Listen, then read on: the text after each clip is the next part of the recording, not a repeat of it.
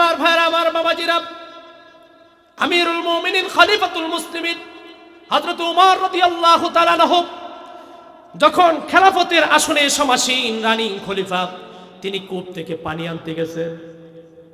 নিজের কাজ নিজে করা এটা নবীর সুন্নত, এটা ভালোবাসা। কাসবিয়াত, নিজের কামাই নিজে করো, অন্যকে শান্তি দাও। কথা কোন ঠিক না বেটি? শক্তি আছে, সামর্থ্য আছে, সুযোগ আছে, আমার বাজার আমিই করব। কথা কোন ঠিক না বেটি? শক্তি আছে, সামর্থ্য আছে, সময় আছে, আমার মরিচ ক্ষেত আমিই বাজাবো। এক্ষেত্রে কোন গায়রত আছে নাকি? আমার ভাইরা, আমার বাবাজিরা, আমিরুল মুমিনিন খলিফাতুল মুসলিমিন পানি আনতে গেছে। কূপ থেকে পানি আনার সময় এক লোক আসছে, আয়েশা বলতেছে, হুজুর, আমিরুল মুমিনিন, আমার একটা প্রয়োজন ছিল। হুজুর কাঁধে কলস, তিনি বলছেন, বলো তোমার কি প্রয়োজন? আল্লাহু আকবার বলেন। আর দুনিয়ার নেতা হইলো কিন্তু আমার কাঁধে কলসি দেওয়া না, তোর প্রয়োজন হলে তুই দূরে যা, আমার কাজ করতে দে। কথা কোন ঠিক না ঠিক? আর বর্তমান জামানায় যে ডিজিটাল নেতা, অত রসুলের মতো নেতা কেমন ছিলেন জানেন? রসুলের আদর্শ, মানুষের আদর্শ হলো এমন, নবীজি সাল্লাল্লাহু আলাইহি ওয়াসাল্লাম একসাথে বসে থাকলে, সাহাবীদের সাথে বসে থাকলে এমন ভাবে বসতেন যে কে নবী, ভিন্ন যে অপরিচিত মানুষে চিনতই না। রসুলের আলাদা কোনো আসন ছিল না সাল্লাল্লাহু আলাইহি ওয়াসাল্লাম। যখন রাস্তা দিয়ে হাঁটতেন, হাঁটার সময় তিনি সামনে যাইতেন না, কাতারের সমান সমান কাতারে থাকতেন। ভিন্ন কোনো মানুষ দেখলে বুঝতই না যে তিনি নবী। সুবহানাল্লাহ বলেন। আর বর্তমানের নেতা হইলেই পিছে পাঁচজন, সামনে আসে না নাই, না থাকলে টাকা পয়সা দেওয়া হইলেও পিছনে লোক লাগবো, না হইলে নেতা না। কথা কোন ঠিক না বেঠিক? এগুলো নেতা নামের মানুষ নয়, এরা হলো নেতা নামের আত্মসাদের পশু। আমার ভাইরা, আমার বাবাজিরা, খলিফাতুল মুসলিমিন ওমর বললেন, তোমার কি প্রয়োজন? তুমি বলতে পারো, আমার সাধ্য মতো আমি পূরণ করব। সে বলল, হুজুর, আমার প্রয়োজনটাকে আপনি বড় চোখে দেখেন। বলে, হ্যাঁ অবশ্যই তোমার প্রয়োজনকে আমি বড় চোখে দেখি। তাহলে কাদের কলসিটা? হুজুর বললেন, তাতে সমস্যা কি? কাদের কলসি থাকুক, তোমার প্রয়োজনের কথা তুমি বলে যাও। আমিরুল মুমিনিন খলিফাতুল মুসলিমিন বসলেন, বসে হাঁটুর উপর কলসিটা রাখলেন। আল্লাহু আকবার বলেন। হাঁটুর উপর কলসিটা রেখে বললেন, এবার বলো। বলে, আপনি আমার প্রয়োজনটাকে বড় চোখে দেখলেন না, আপনি আপনার কাজটাকেই বড় প্রাধান্য দিলেন। আমিরুল মুমিনিন খলিফাতুল মুসলিমিন ওমর ডেকে বলেন, আমার ভাই, তুমি আমার কাছে বিচার নিয়ে এসেছো, তুমি তোমার সমস্যার কথা বলতে এসেছো। আমি এখানে তো তোমার জন্য দাঁড়াইলাম, এখন বসলাম, এরপরেও যদি তোমার মনে কোনো সমস্যা থাকে শোনো। তুমি মনে করছো আমি এই কলসটাকে জমিনে রাখবো, তারপরে আমি তোমার কথা শুনবো, বলো না। তার কারণ হলো, দেখো, জমিনটা হলো ধুলা বালুময়, আর কলসির তলাটা হলো ভিজা।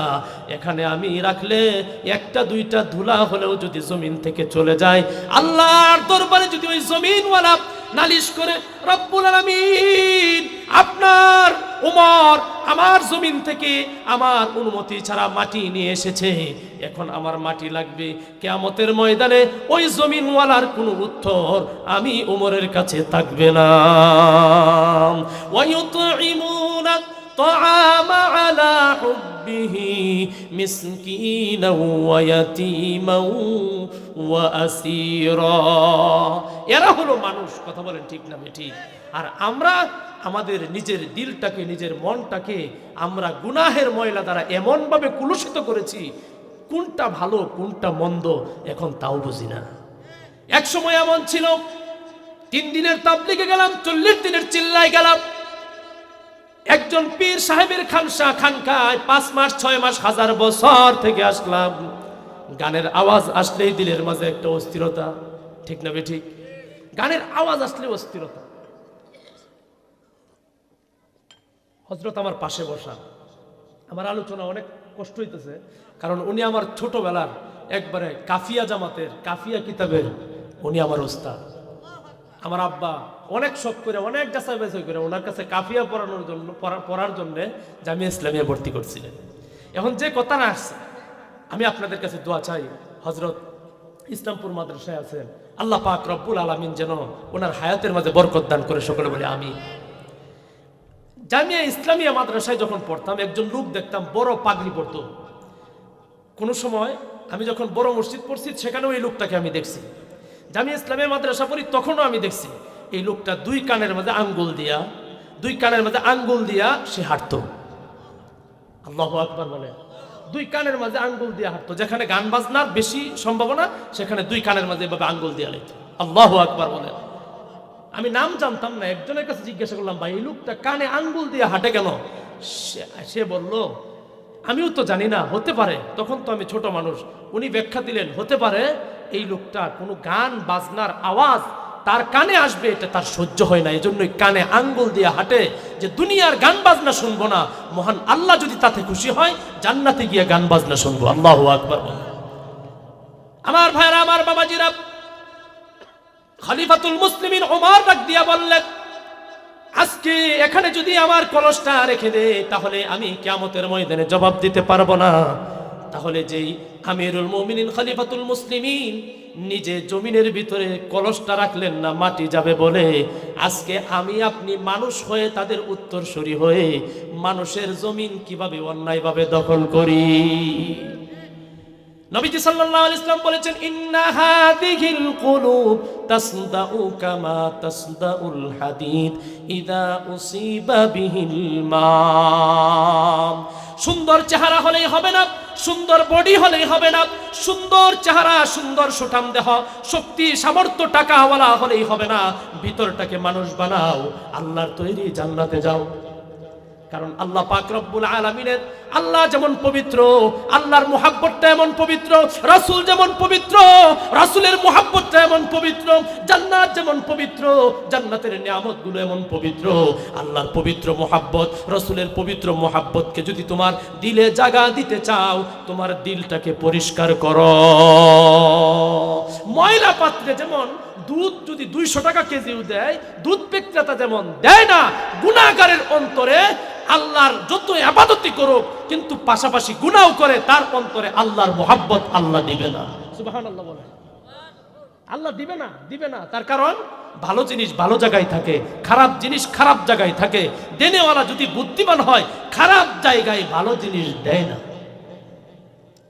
আমার ভাইরা, আমার বাবাজিরা, এজন্যই সবচেয়ে গুরুত্বপূর্ণ জিনিস হলো মানুষ হওয়ার জন্য আল্লাহ রাব্বুল আলামিন বললেন, ওয়াযারু যাহিরাল ইসমি ওয়া বাতিনা। পৃথিবীর মানুষ আল্লাহকে পাইতে হলে, রাসূলকে পাইতে হলে, আল্লাহর পবিত্র মুহাব্বত, রাসূলের পবিত্র মুহাব্বত পাইতে হলে তোমার দিলটাকে পরিষ্কার করো।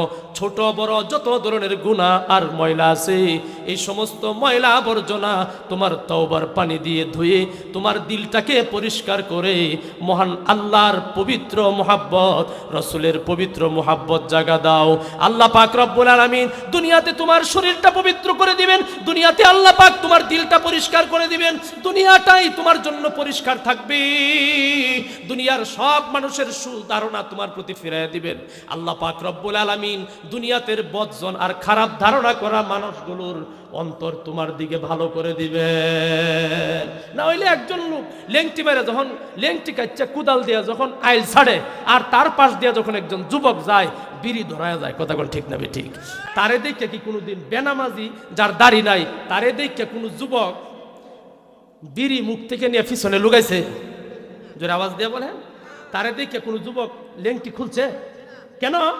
সেও যেমন যেইসা তেইসা, সেও যেমন আমিও তো এমন, সেও যে ফান্দের লোক আমি ওই ফান্দের লোক।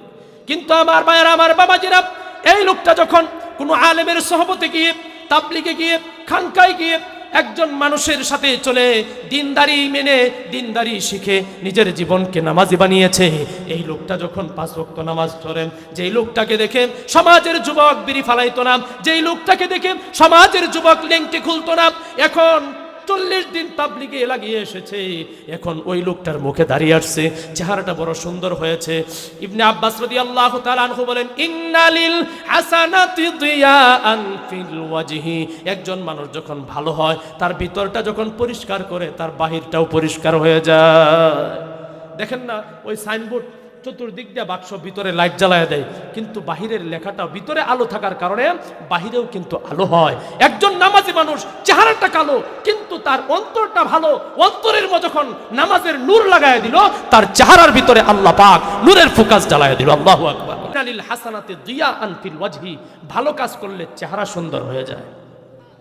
এত পালিশ লাগে না, এত শেভ করানো লাগে না, এত স্নো পাউডার মানতে হয় না, আল্লাহ পাক কুদরতি ভাবে লাগায় দেয়।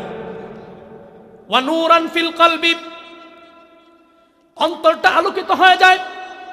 এজন্যই রাসূল বলেছেন ইত্তাকু ফিরাসাতাল মুমিন, আলেম যারা, আল্লাহ ওয়ালা যারা, তাকওয়া ওয়ালা যারা আছে তাদেরকে দেখে ভয় করো, কারণ আল্লাহ তাদের অন্তরের ভিতরে এমন নূরের একটা থার্মোমিটার লাগিয়ে দিয়েছেন, এমন একটা থার্মোমিটার তাদের দিলের ভিতরে আছে, এমন একটা আভ্যন্তরীণ চক্ষু আল্লাহ পাক লাগিয়ে দিয়েছেন, সে আভ্যন্তরীণ চক্ষু দ্বারা দুনিয়ার সব কিছু তারা দেখতে পায়।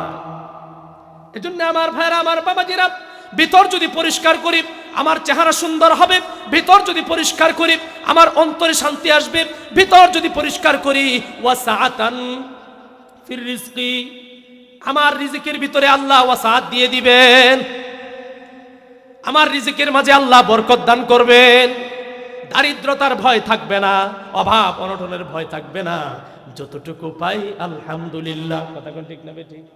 ওয়া কুওয়াতান ফিল বাদান, আর নামাজি মানুষের শরীরের শক্তি বেনামাজি মানুষের শরীরের শক্তির সাথে কখনো মিলবে না। একজন ইবাদত করেনেওয়ালা যে ফজরের নামাজ পড়েছে তাকে, আর যে ফজরের নামাজ না পড়ে চোখ কসলায় কসলায় ব্রাশ করতেছে, দুইটারে কুস্তি লাগায় দেখেন কি পরিমাণ দুর্বল আর সবল। ঠিক না বেঠিক? এর থেকে আরো বেশি শক্তিশালী যে তাহাজ্জুদ পড়ছে, তার শরীরের ভিতরে আরো বেশি শক্তি। আল্লাহু আকবার বলেন। ওয়া মাহাব্বাতান ফি কুলুবিল মুমিনিন,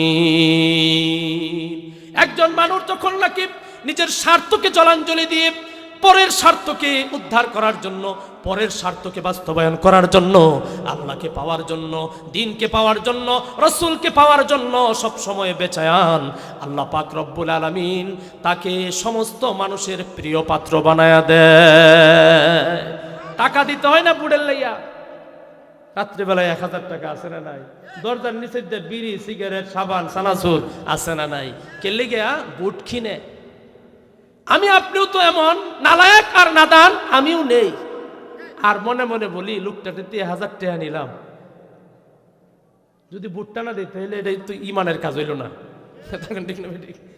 ওই ইমানটা তো বাঁচানি লাগবো, 1000 টাকা নিয়েছি বুটটা তার এই দেওয়ান লাগবে। কথা কোন ঠিক না ঠিক? নিলেন কি আর দিলেন কি, আপনার কাছে ইমান আছে না নাই, আপনি ফাসআলু আহলা যিকরি, একজন আলেমকে জিজ্ঞাসা করেন। নাই কই ওইলোডা আলেমদের কাছে জিজ্ঞাসা করেন। এজন্য আমার ভাইরা, আমার বাবাজিরা, মুহাব্বত তালাশের জন্য মানুষকে হাজার হাজার টাকা দিতে হয় না। মুহাব্বত পাওয়ার জন্য, ভালোবাসা পাওয়ার জন্য বালিয়ার পীর সাহেব কাউকে কি লাখ টাকা দিছে? যদি আওয়াজ দিয়ে বলেন দিছে? আমার এই হারিনালের পীর সাহেব শরফুদ্দিন সাহেব কাউকে কি হাজার হাজার টাকা দিছে? যদি আওয়াজ দিয়ে বলেন দিছেনি? আহমদ শফি সাহেব মনে হয় 500 টাকা করে জনপ্রতি দিছে। এরপরেও কেন ডাক দিলে মানুষ হাহাকার হয়ে রাস্তাঘাটে বের হয়ে যায়? ইবনে আব্বাস রাদিয়াল্লাহু তাআলা আনহু বলেন, ওই লোকগুলো তোমাদের মাঝে মেহনত করে নাই, তোমাদেরকে দেওয়ার পিছনে মেহনত করে নাই, তারা জায়গা মতো মেহনত করেছে, আল্লাহর ইবাদত করে আল্লাহকে খুশি করেছে। আল্লাহ ফেরেশতাদেরকে জানিয়ে দিয়েছেন তার প্রতি আমি খুশি, ফেরেশতারা জমিনের ফেরেশতাদেরকে জানিয়ে দিয়েছে আল্লাহ এই লোকটার প্রতি খুশি। দুনিয়ার ফেরেশতারা আলাপচারিতার মাধ্যমে মানুষের দিলের ভিতরে চলে এসেছে। আহমদ শফি সাহেব, বালিয়ার পীর সাহেব, শরফুদ্দিন সাহেব, এমন বড় বড় আলেম ওলামা যারা আছে তারা আল্লাহর প্রিয় মানুষ, তোমরা তাদেরকে ভালোবাসো। আল্লাহু আকবার বলেন। ওয়া মাহাব্বাতান ফি কুলুবিল মুমিনিন। এজন্য আমার ভাইরা, আমার বাবাজিরা, সবচেয়ে গুরুত্বপূর্ণ হলো মনুষ্যত্ব অর্জন করতে হবে। মনুষ্যত্ব যেই লোকটা অর্জন করেছে, চেহারা কালো হলেও সে আল্লাহর প্রিয় পাত্র। মানবিকতা যে অর্জন করেছে, তার একটি পাও না থাকলেও সে আল্লাহওয়ালা, তার দুইটা হাত না থাকলেও সে আল্লাহওয়ালা, জান্নাতি। কথা কোন ঠিক না বেঠি? এই জন্য আমার ভাইয়ের, আমার সবচেয়ে গুরুত্বপূর্ণ হলো মানুষ হতে হবে। আর মানুষ হতে হলে পশুর খাসলত বৈশিষ্ট্য ছাড়তে হবে। তার মাঝে অন্যতম হলো নিজের স্বার্থকে উদ্ধার না করে পরের স্বার্থকে নিজের উপর প্রাধান্য দিয়ে মানুষ হতে হবে। এজন্য আমার ভাইয়ের, আমার বাবাজিরা, রাসূলুল্লাহ সাল্লাল্লাহু আলাইহি ওয়াসাল্লামকে সাহাবীরা জিজ্ঞাসা করলো, ইয়া রাসূলুল্লাহ, ইয়া হাবিবাল্লাহ, যেই কাজ করলে অন্তর কালো হয়ে যায়, ইন্নালিস সাইয়্যাতি সাওয়াদান ফিল ওয়াজহি। ইবনে আব্বাস বলেন, কোন মানুষ যদি গুনাহ করে তার চেহারাটা সুন্দর হলেও তার চেহারার ভিতরে একটা কালো দাগ পড়ে যায়, কালো ছাপ পড়ে যায়। একজন নেককার কালো মানুষ দেখলেও মনের ভিতরে একটা ভালোবাসা লাগে, কথা কোন ঠিক না বেঠিক? আর একজন কালো মানুষ কিন্তু লোকটা আল্লাহওয়ালা, তাকে দেখলে ভালোবাসা লাগে। কিন্তু সুন্দর মানুষ সুদখোর আছে না নাই? আস্তে আস্তে তার চেহারাটা এমন একটা পরিস্থিতি হয়, চেহারাটা দেখলে মনে হয় ইয়ার চেহারাটা যদি আর না দেখতাম, কথা কোন ঠিক না বেঠিক? পাঁচবাগের পীর সাহেব হুজুরের জীবনীতে দেখেছি, উনি এভাবে মঞ্চে ওপেন চ্যালেঞ্জ করেছেন, আমি নিজে সুদ খাই না, সুদকুরকে ভালোবাসি না, তবে সুদকুরকে কিসের জন্য ভালোবাসি না? তার সুদের কাজের কারণে। ব্যক্তিকে ভালোবাসা ভিন্ন। আমার যে ঘোড়াটা আছে, এই ঘোড়াটাও কোনো সুদকুরের কোনো কিছু খায় না। আছে না? সব মানুষ কি একরকম নাকি? কিছু বাসাল মানুষ আছে, মুখ কাটা মানুষ আছে না নাই? একজনে বলে উঠল, হুজুর তেল দেহার আছে। কথা হলে দেখবা, বয়ানের পরে দেখো, ওনার জীবনীতে এসেছে, স্মারকলিপিতে ওনার ঘোড়াকে এর তো করে না যে সুদকুরের ধান ক্ষেতের ধান আর ভালো মানুষের ধান ক্ষেতের ধান কোনটা, এটা তো পার্থক্য করে না। আনে সামনে দিচ্ছে, যে লোকটা সুদ খায় তার ধান ক্ষেতের ধানের ভিতরে এভাবে মুখ দিছে, খাইলো না। আল্লাহু আকবার বলেন। আরেকজন নামাজি দিনদার সমাজের একজন দিনদার মানুষ তার ক্ষেতের দান ইচ্ছা মতো খাইলো, শেষবেলা চাটতে শুরু করেছে। সুবহানাল্লাহ বলেন। নবীজি সাল্লাল্লাহু আলাইহি ওয়াসাল্লামকে সাহাবারা জিজ্ঞাসা করলো, ইয়া রাসূলুল্লাহ, ইয়া হাবিবাল্লাহ, কোন কাজ ভালো কাজ আর কোনটা খারাপ কাজ, এগুলো আমরা কিভাবে চিনবো, কিভাবে জানবো? কোন কাজ করলে নিজের ভিতর পরিষ্কার হয় আর কোন কাজ করলে ভিতর ময়লাযুক্ত হয়, কিভাবে চিনবো? এটা তো অনেক বড় জিনিস, অনেক বিস্তারিত জিনিস।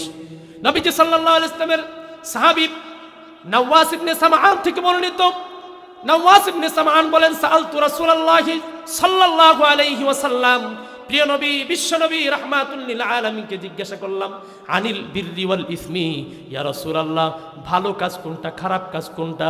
কোন কাজটা করলে আমি আল্লাহর কাছে, রাসূলের কাছে ভালো হব, দুনিয়াতে এবং পরকালে ভালো থাকব? আর কোন কাজ করলে আমি আল্লাহ, রাসূল সাল্লাল্লাহু আলাইহি ওয়াসাল্লামের কাছে খারাপ হব, পরকাল আমার খারাপ হবে? এবার নবীজি সাল্লাল্লাহু আলাইহি ওয়াসাল্লাম বললেন, শোনো, তোমরা তো তত শিক্ষিত না, এই বিষয়টা বোঝার জন্য ডিগ্রির দরকার নাই, এই বিষয়টা বোঝার জন্য পাগড়ি নেওয়ার প্রয়োজন নাই। কোনো ডিগ্রি পাগড়ি ছাড়াই একজন মানুষ বুঝতে পারবা। আমি নবীজি একটা উসুল আর থিওরি বলে দেই, নিয়ম বলে দেই, সেটা হলো মা হাকা ফি নাফসিকা, যেই কাজটা করতে গেলে তোমার দিলের ভিতরে একটা খটকা লাগে প্রথমেই, হাই রে এই কাজটা করে যদি, তাহলে মানুষ দেখলে খারাপ বলবে, মানুষ জানলে খারাপ বলবে। ওয়া কারিহতা আইয়াত্তালিআ আলাইহি গায়রুহু, আর যেই কাজটা মানুষ যদি তুমি করো জানে, তাহলে মানুষ অপছন্দ করবে, ও পৃথিবীর মানুষ, ওইটাই হলো খারাপ কাজ, ওইটাই কবিরা গুনাহ, ওইটাই সগীরা গুনাহ, ওইটাই শিরক, ওইটাই বিদআত। এই বিষয়টা মনে রেখে যদি তুমি চলো, তাহলে তোমার দুনিয়াতে যত খারাপ কাজ আছে সমস্ত খারাপ কাজ থেকে তুমি বাঁচতে পারবে। চুরি করতে গেলে মনে হয় বেড়ার মতো যা, কথা কোন ঠিক না ঠিক? গতকাল কেউ রাস্তায় এক চুরের, মানে চুর দেখে ড্রাইভারে বলতেছে এটা চুর। আমি বলি কেমনে বুঝলেন? মাহিমি করতেছে। আমি বললাম ঠিক আছে, রাসূলের হাদিস। কারণ চুরি হলো এমন একটা কাজ করতে গেলে দিলের মধ্যে একটা খটকা দেয়, কথা কোন ঠিক না বেঠিক? তাহলে বোঝা গেল চুরি এটা খারাপ কাজ, জিনা খারাপ কাজ। আর শাইখুজ জানি বুড়া মানুষ হয়ে গেছে, এরপরে তো মিট মিটায় তোলের দিকে মাঝে মাঝে আরে আরে স্কুলের সেরানের বাঞ্চা আছে না নাই, ভাবে কি হায় রে পাক্কা দাড়ি লইয়া এই যুবক নাতি নাতি বয়ে রয়েছে, দেখতে তো মনটাই চাইতেছে একটু আড়ালে দেখে লাই। তার মনের মাঝে কি, যদি আমার নাতিরা দেখে যে দাদা ছায়া রয়েছে, তাহলে তো নাতিকে ভাঙ্গা মেরে ধরবো, কথা কোন ঠিক না বেঠিক? তাহলে সে বুঝতেছে যে বেগানা নারীর দিকে তাকানো এটা হলো এমন একটা কাজ, মানুষ যদি দেখে মানুষ খারাপ বলবে।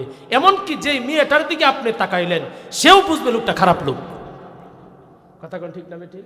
তাহলে বোঝা গেল বেগানা নারীর দিকে তাকানো এমন একটা কাজ যেটা মনের মাঝে প্রথমে খটকা লাগে, আর মানুষ জানলে নিজের কাছে এটা অপছন্দ লাগে। গীবত, এখন তো গীবত হয়ে গেছে, কথা কোন ঠিক না বেঠিক? চায়ের স্টলে বইসা যে মন্তব্য শুরু হয়, আছে না নাই? 10 জন 20 জন একসাথে হয়েছে, একজনটা আরেকজনের থামায়া আরেকজনের গিবত করে, কথা কোন ঠিক না ঠিক? এক যুবক সে চিল্লান দিয়ে উঠছে, আরেকজন কই বন্ধ হন, দেওয়াস না টিভির মধ্যে খবর হইতেছে, আজান হয়ে গেছে, জামাতের টাইম 1:30 বাজে, জামাতের টাইম 4টা বাজে, আসরের নামাজ। বুড়া এখনো দোকানের ভিতরে বৈশা টিভি দেখতেছে, এমন বুড়া মনে হয় আপনাদের এই এলাকায় নাই। ও বাবা, তুমি যে টিভিতে এই যুক্তরাষ্ট্রের খবর দেখার জন্য ব্যস্ত, তোমার খবর নিবে কে? কথা কোন ঠিক না ঠিক? এই জন্যই সব কিছু, এই সমস্ত বিষয়গুলো আমরা বুঝবো, আলেমদের কাছে জানবো।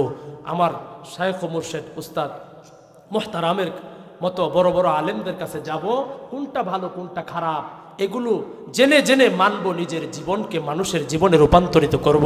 আল্লাহ পাক রব্বুল আলামিন বলেন, ওয়ায়ুতঈমুনাত তুআমা আলা হুব্বিহি মিসকিনান, ভালো মানুষ হলো তারাই যারা নিজেদের মুহাব্বত ভালোবাসা সম্পদের উপর, নিজেদের মুহাব্বত ভালোবাসা নিজের মালের উপর, নিজের জিনিসের উপর থাকার পরেও, খাবার দাবার প্রতি থাকার পরেও অন্যকে খাওয়াইতে শিখেছে, অন্যকে দিতে শিখেছে, নিজের সব কিছু জলাঞ্জলি দিয়ে হলেও মানুষকে ভালোবাসতে শিখেছে, তারাই হলো প্রকৃতপক্ষে মানুষ।